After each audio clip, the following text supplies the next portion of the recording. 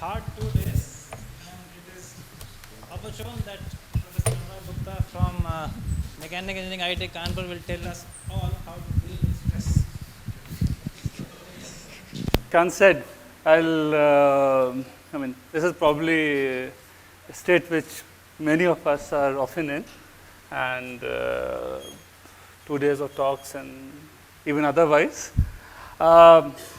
Unfortunately, what I'm not going to talk about is what is making this guy do this. Okay, what I'm going to talk about is what lies at the heart in understanding in breaking of this pencil, or it could be breaking of teeth. Okay, so what lies at the heart of understanding the strength of either your teeth or pencil is the concept of stress, and both the strength and the lifetime. Okay, you can't go on chewing these pencils and expect your teeth to have a longer life. Okay, so if you do this, at some point of time they might start to fall out. So that is the idea. Okay, and what I'm going to do here is, see, stress is something everyone, almost every talk here has had the mention of this word.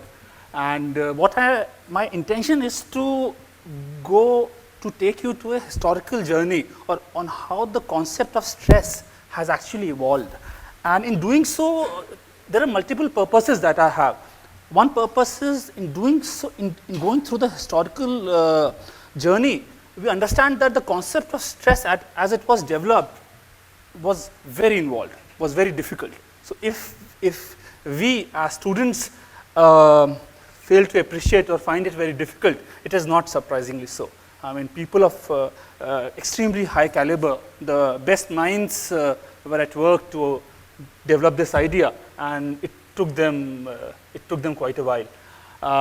Secondly, it also becomes clear that it is with the highly interdisciplinary approach, we'll see how fluid mechanics had a great contribution to the understanding of stress. Okay, so we'll also appreciate that it is not, these divisions of solid mechanics or fluid mechanics are more or less insignificant when ideas are developed.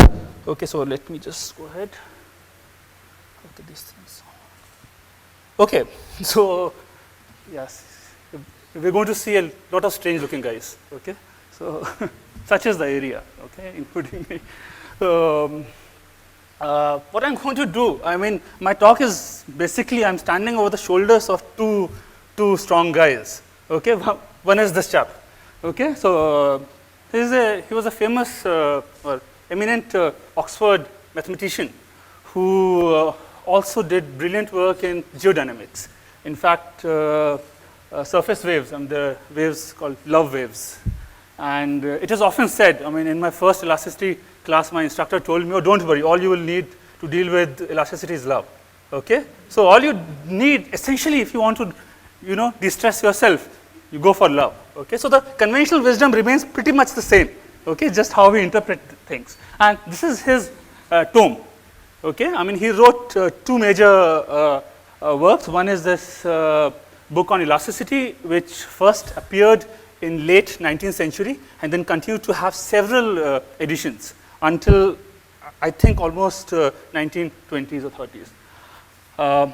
And needless to say, anyone who has had any, he looks much more classical than Love, but he is not. He was with us until very recently, but you could see the kind of clothes he would wear and have his portrait done. How many mathematicians have had their portrait done in the last century? You can probably count them on your fingers. But such was his personality. He was a singularly gifted scholar in many, many ways. He sort of revolutionized the way we study continuum mechanics. Not just that, his books are validation of this fact. He was also a great historian of mechanics. In fact, what we see here is basically his introduction to a part of collected works on Euler, who is going to be a very important character in our story. And this introduction just happens to be a book in itself. So this is a whole book of around 500 pages introducing Euler's contribution to elasticity. Okay, which is not surprising on what I'm going to say ahead. So this is his most of my talk is basically just a shadow of things that he has said. Okay. Cool. So let me just say this once for all, and then we'll go ahead and sort of dig things further. So these things are taken from love. The notion of stress is simply that of a mutual action between two bodies in contact. Okay? So you consider two bodies in contact. I mean, I have two examples here. In the first example, you have okay, this excuse me is coming really high up. Okay. Yeah, every time someone says excuse me, it seems he's calling me. Okay, so in this this first case is actually you have this foreign body inside some other body, and here you have, it is just the same body. What is happening in this case is basically this foreign body is interacting with this parent body through this surface of interaction. Okay, and in this body I have constructed this imaginary surface through which this part of the body inside this imaginary surface is interacting with the part of the body outside this imaginary surface. And what we say, stress is some abstract quantity which quantifies the mechanical action between two bodies in contact. It is a contact action. This contact action has to be distinguished with what is called as distant action, action at a distance. For example, gravitational force. Okay, these bodies experiencing gravity, that is a distant action. Okay, so this particular aspect of something characterizing contact action of contact is actually a very unique aspect which is present in all continuum theories. This is what sort of distinguishes continuum theories, whether it is a mechanical theory or a theory of heat flow or of a fluid flow, anything. Okay, any continuum theory, the signature aspect is basically this contact action. Okay, in molecular theories, for example, you don't have contact action. Every action, every interaction is distant. Okay, the two particles are never touching each other. There is no contact. Okay, so this is the essence of it. And yeah, so this is the soul of the idea of stress. Okay, so Cauchy. I'll have a lot more to talk about Cauchy. Cauchy was a brilliant mathematician who worked at the time when France was reeling under revolutions, and in fact most of his elasticity work was done very close to when France was going to have the second revolution, the July Revolution. But he was probably unfazed by all that, and he was continuing to do his work.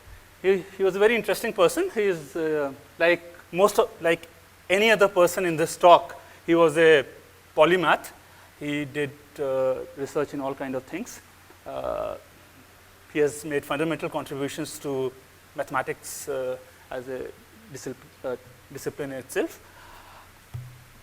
It was Cauchy who, for the first time, formalized the idea of stress. Okay, stress as you understand it, stress as a tensor, as a matrix, if some of you are familiar with. And so we'll go through that journey, how that idea comes up. And what the essence of Cauchy's work, which was announced on 30th September 1822, almost 200 years ago, and it stays meaningful. It's fresh as it was. This It is almost like, art or poetry. I mean, you don't, so mechanics has that kind of perennial attraction. So what I said before was put forward by Cauchy. What Cauchy said that this is the stress principle of Cauchy, that if you have two separating surfaces, if you have a surface separating two bodies, and here I show you the same body again. This is egg-like body, where this sphere which is separated by imaginary surface by this outside body. What he says that if this surface is orientable, which means if there exists a normal at each point on this surface, which I show by this arrow n. Okay, so for every such orientable surface, there exists a field, integrable field, which he calls T. Okay, it's a vector field. Okay, which is what is in effect equivalent to the action exerted by the matter outside to the matter inside through the surface, through the contact. So he was the one who put it in very clear words of what is explicitly going to be meant by contact action. Okay, so this is, but it will become very clear that he didn't come to this line all of a sudden. There were Euler was right there behind him, which actually provided him all the necessary background to come to this statement, and his genius lies in sort of comprehending a lot of work on hydrodynamics, a lot of work on deformation of beams, etc. And sort of comprehend all that work and sort of come up with a general principle.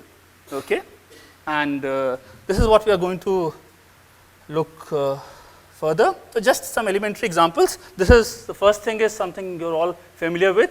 This is a bar under tension, and again, I mean we cut any surface. So this so I just make some imaginary surface, cut an imaginary surface here, and I'll have these contact forces, so to say, traction. Okay, and I can cut a different surface, and I'll have a different contact action.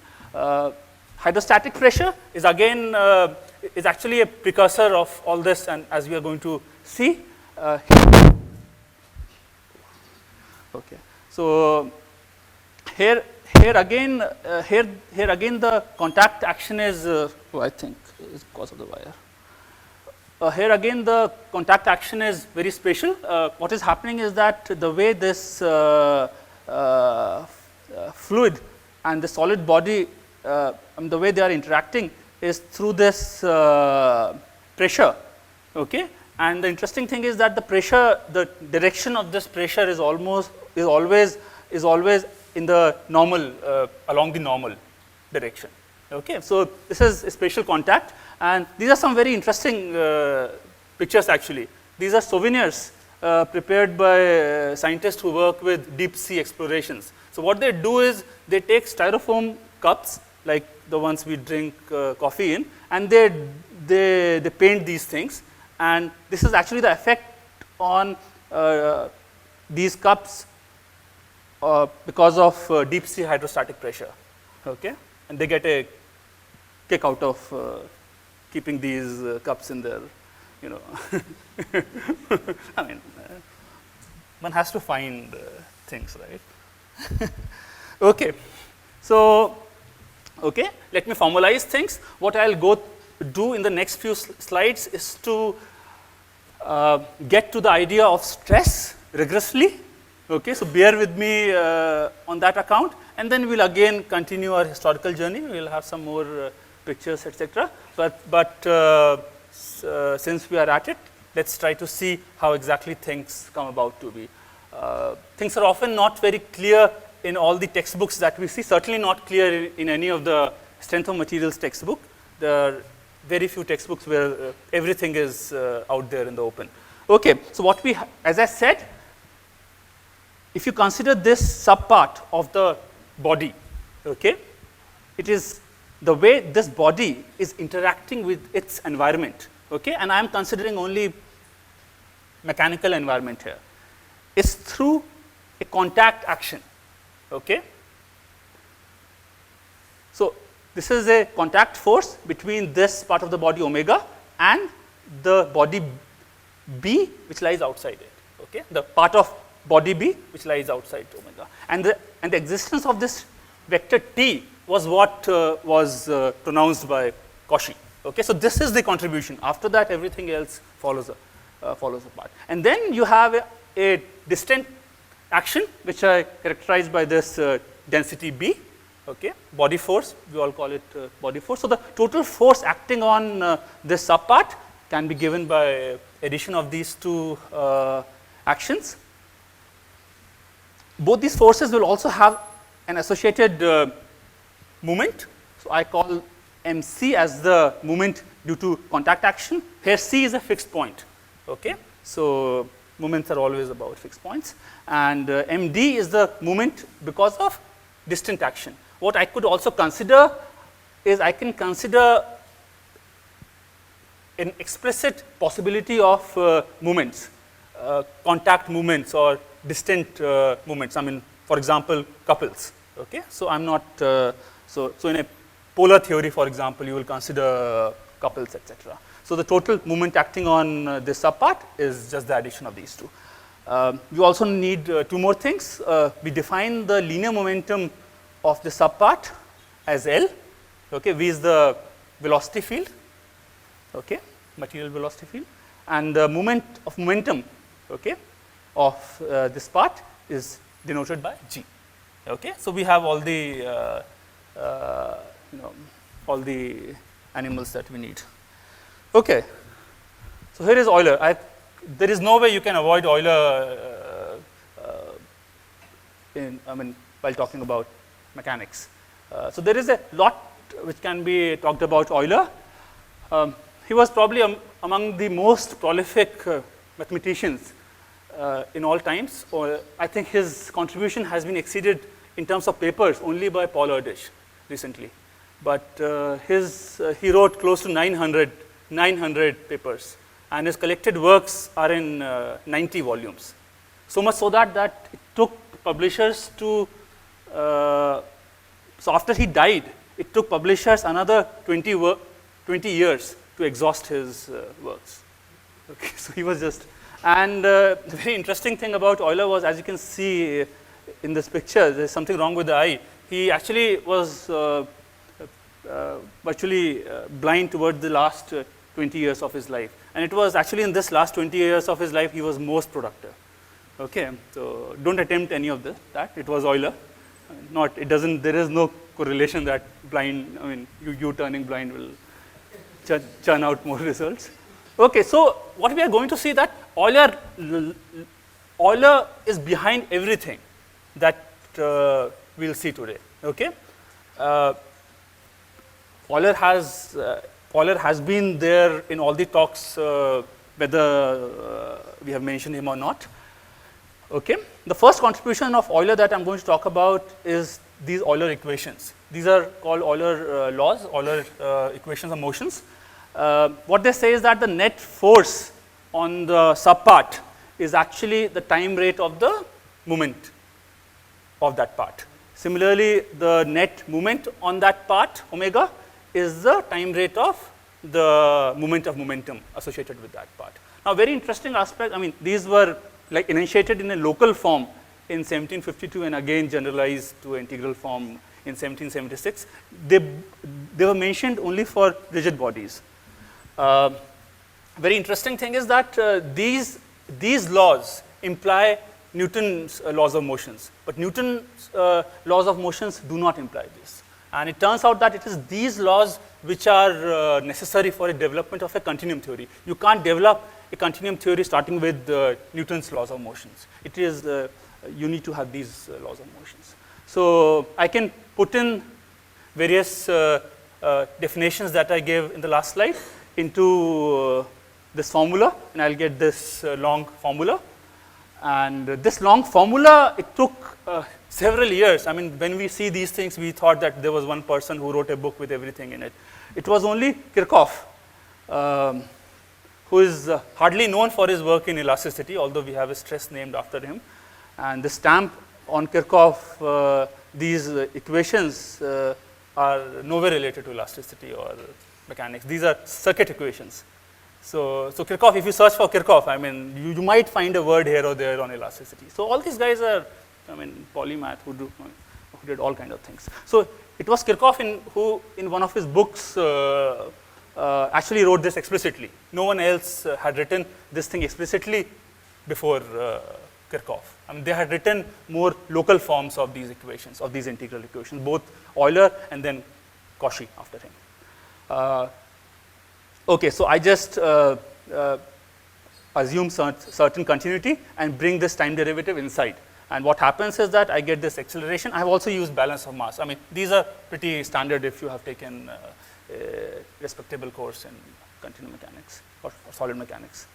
Okay, so this time derivative will go inside, and this A is basically the acceleration, time rate change of velocity. So we are going to use these equations. Actually, it is the first equation which we are going to call balance of linear momentum. The second equation is called balance of angular momentum, and it is the first equation which is going to give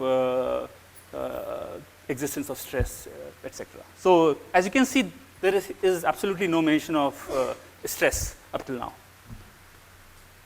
Okay. Cauchy's hypothesis. So I'm going to have the emergence of stress in 3 steps. Mostly all these steps are combined together and just presented in 5 minutes in one of your courses. Okay, I mean, I do it sometimes. So, but it is good to have a look at it. The first part of the proof is to actually, the first part was hypothesized by Cauchy. So the Cauchy's work was between 1822 and 1829. He had a series of things. The announcement of stress principle actually occurred as an appendix in one of his papers on elasticity, which is a different thing altogether. Anyway, so what Cauchy hypothesized, that the weight, this traction would depend on the surface. See, it is not surprising to say that, I mean, it is not difficult to see why this contact action should depend on the nature of the surface. Okay, but what Cauchy said, that the way this contact action would depend on the surface would be through the normal. Okay, so this was an hypothesis made by Cauchy. And as we are used to, there were, I mean, we do it all the time. There were smarter folks along the way who said, okay, let me extend this work. Let me have this depend on curvature. Let me have this depend on tangent. And they had tenures and things like that based on that work. So people were promoted. I mean, they thought they were extending Cauchy's work, and there were proofs, etc. What turned out that this was the only choice. The contact action can depend on the surface only through normal. And this hypothesis was proved by Walter Noll, who again has made singularly important contributions to continuum mechanics and mathematics. And it was announced by, he wrote a very interesting paper on axiomatic foundations on continuum mechanics in a symposium to do with axiomatic methods at Berkeley in 1957, where he actually proved this. And we are going to see the proof in the next slide on why this should happen. Okay. This is young Walter Noll. This is when I think when he was almost of this age, 25. He's still around. He's the only guy in this talk who survives. Okay, so and he's going strong. I mean, he's still writing. Very interesting thing about him. I mean, for those who study continuum mechanics, Noll appears all the time. What happened around, so after Truesdell died, he had great difficulty in having his work published and things like that. I mean, although he was quite eminent. What he did at a certain point around the turn of this millennium was he said that, okay, enough with journals. I'll just put everything on the website. What he did, so his website is pretty interesting actually. He has all kind of, talks, lectures, books. He has just put all his books online. Okay, so he's quite forward in that, and he's a very, very interesting person. Okay, so let's look at his proof of Cauchy's hypothesis. So what we have to prove, what we have here, let me just show you. What we have, I'm just considering a small domain, okay, this cylindrical domain. What I'm doing is I'm considering two surfaces, okay, passing through the same point P, okay. What I'll be doing, if I can show that traction or this contact action at this point P, okay, and here you can see that both of these surfaces are such that the normal is same, okay.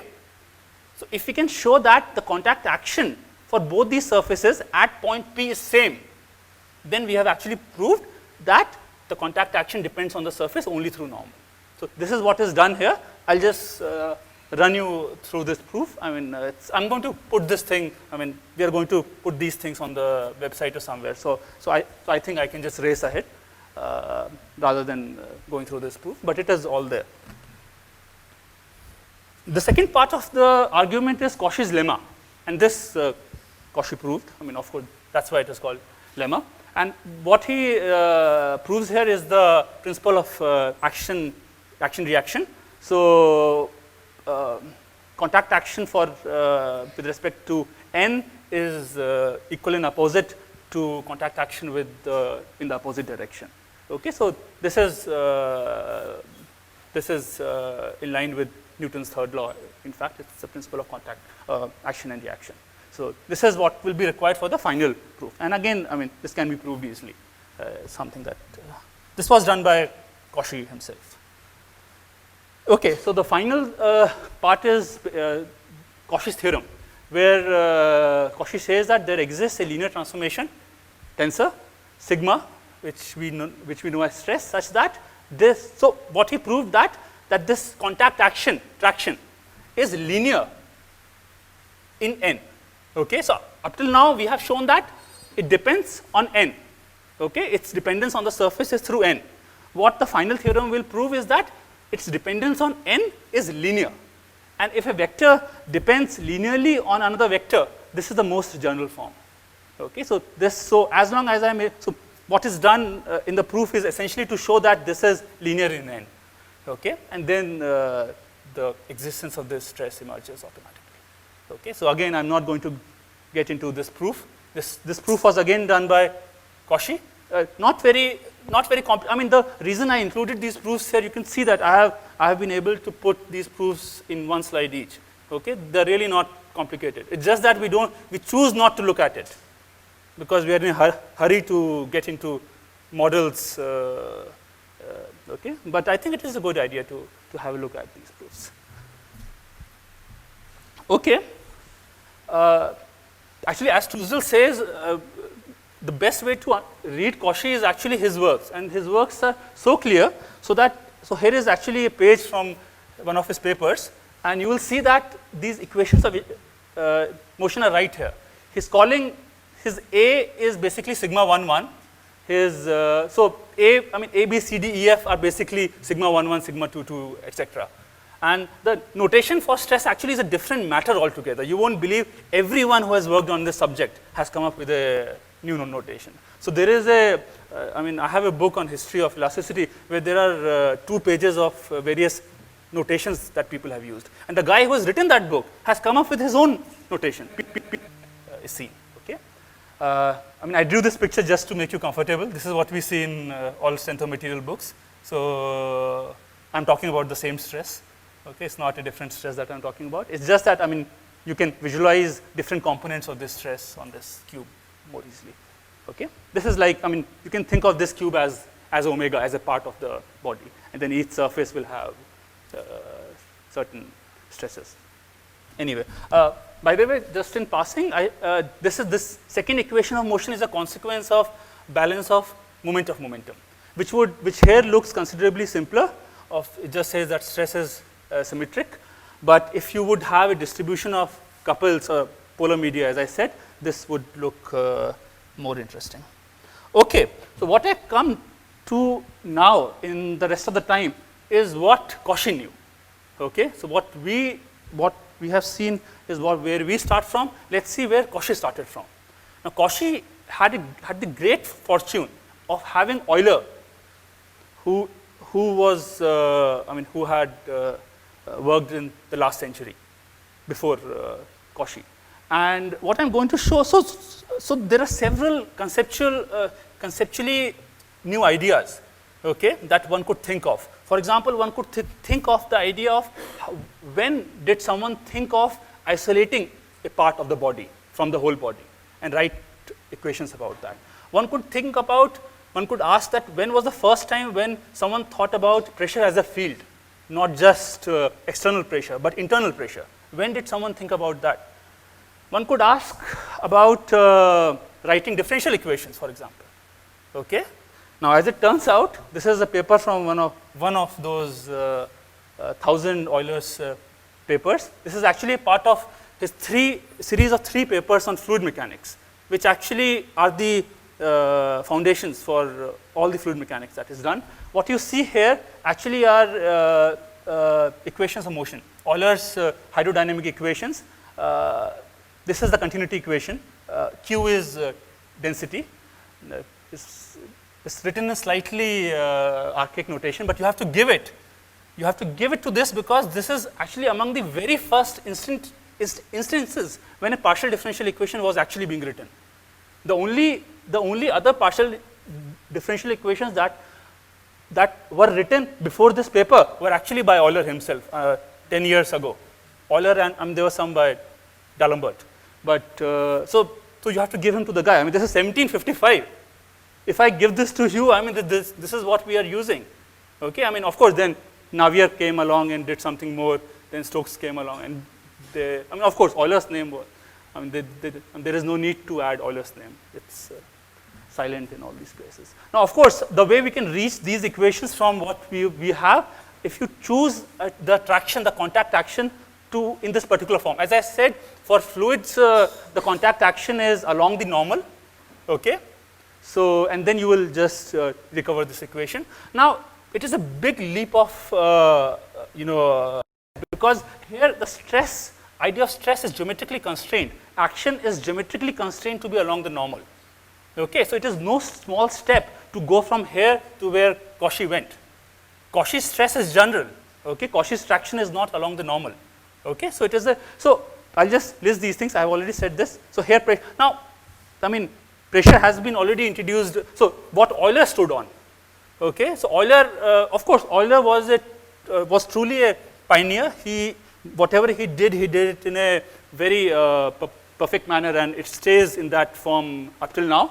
But he had before him the Bernoulli family.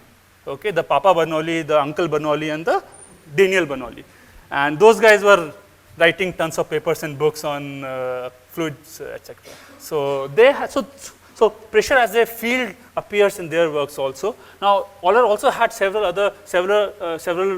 contemporaries who could never. I mean, all these guys were doing similar things, but they could never reach the finesse of Euler. So D'Alembert, for example, I should mention his name, whose books are. No one. It is a common knowledge that no one except he himself has read his books. I mean, no one dared to read his books. And of course, I should mention Coulomb, and I'll come to him next. So here in these settings, what you see very clearly that you have differential equations. Okay, you have differential equations for motion. Set. Okay, you have pressure as a field. Okay, of course, this is what I said. And Euler also clearly mentioned about isolating parts of the body. Okay, as we did. I mean, this is called Euler's cut operation actually. Okay, in fact, I mean, Euler was very honest in his due towards Euler.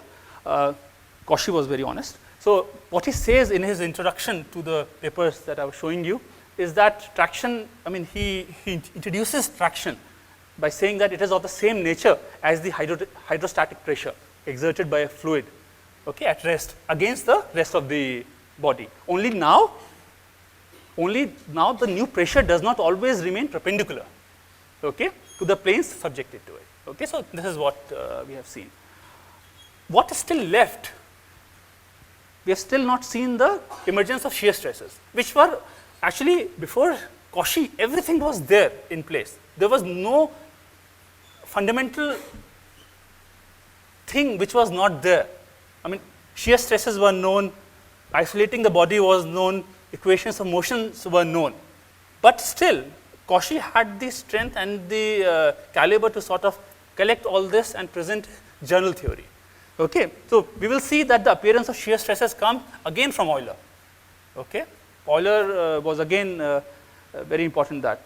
So we will see next that how shear stresses come up. And of course, in the theory that I showed, there was no place for angular momentum. So angular momentum balance, because it's automatically satisfied. So its relevance was not. Okay, so it's the same person, Euler, who has been also working in theory of deformable lines. Elastica, many of you must have heard. And these are actually Euler's equations of motion of a deformable line.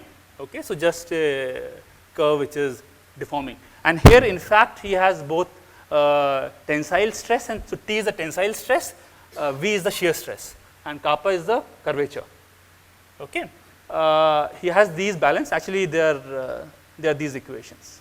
Okay, okay, I'm very close. So in these equations, not for the first time, people were all these. So Bernoulli brothers, everyone was also working in deformable lines, etc. Galileo, of course, started working with strength of beams. But again, very typical of Euler, it is in Euler's work that we see a clear enunciation of these principles. Okay? Now, shear force was also mentioned by Coulomb in his work, and those who are familiar with soil plasticity must be familiar with Coulomb's criteria.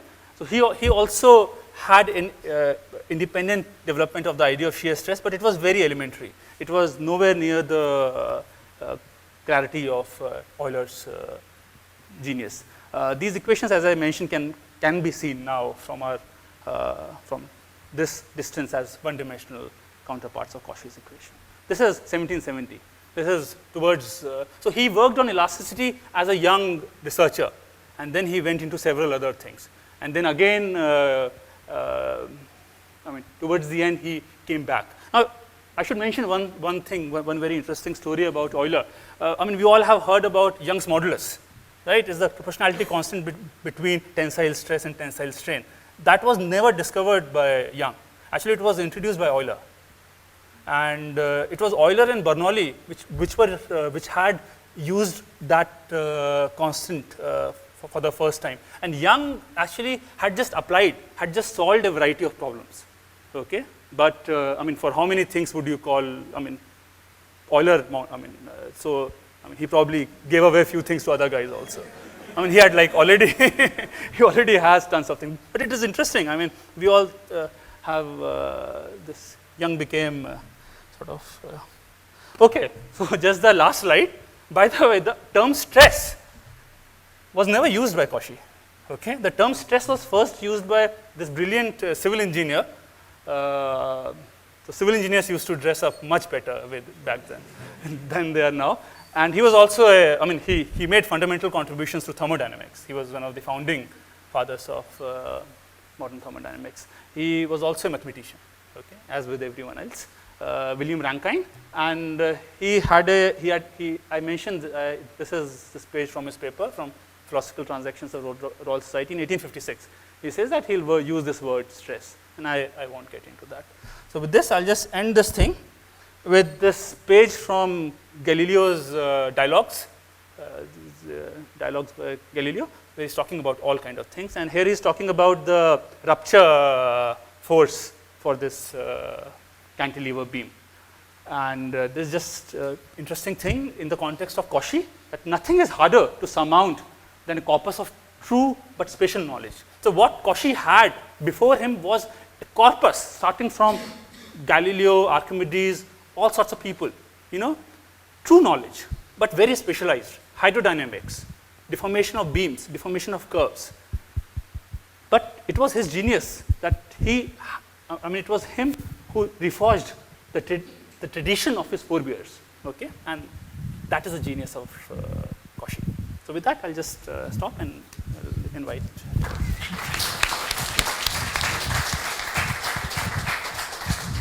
This is 1638, just for your. Okay.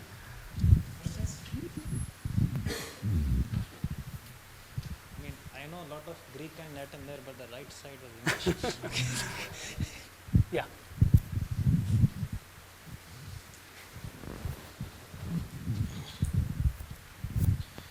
So I'd just like to add one more thing. Along with the definition of stress, Cauchy may have also given the relation between stress and the deformation of the body. Actually, right.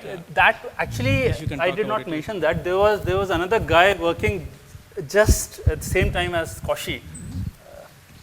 I'm skipping in France itself, who had actually worked out, who had the similar idea of stress, but in an elasticity concept. So, but Cauchy's idea is much more general because there is no need to mention strains. But that idea was presented almost simultaneously. Yeah. Any more comments, questions? Yeah. You have a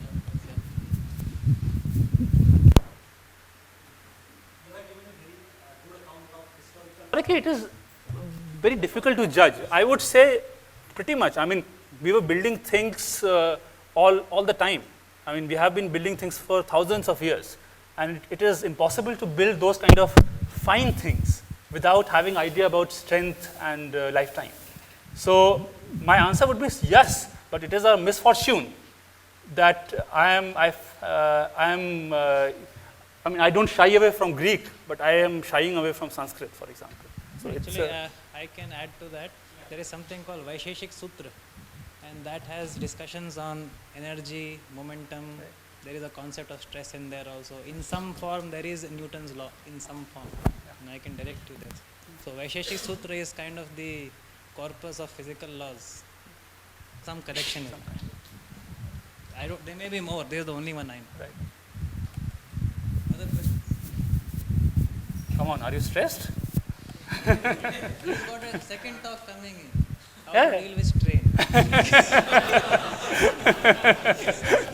Right.